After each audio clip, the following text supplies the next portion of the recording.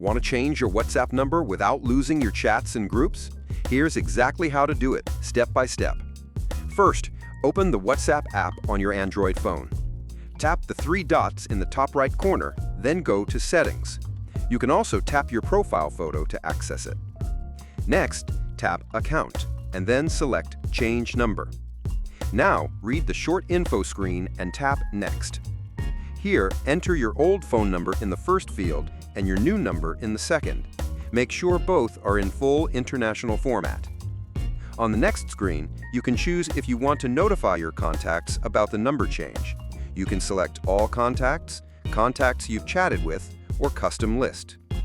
After that, tap Next, and WhatsApp will send a verification code to your new number. Enter the code, and that's it. Your account, chats, groups, and settings will all move to the new number.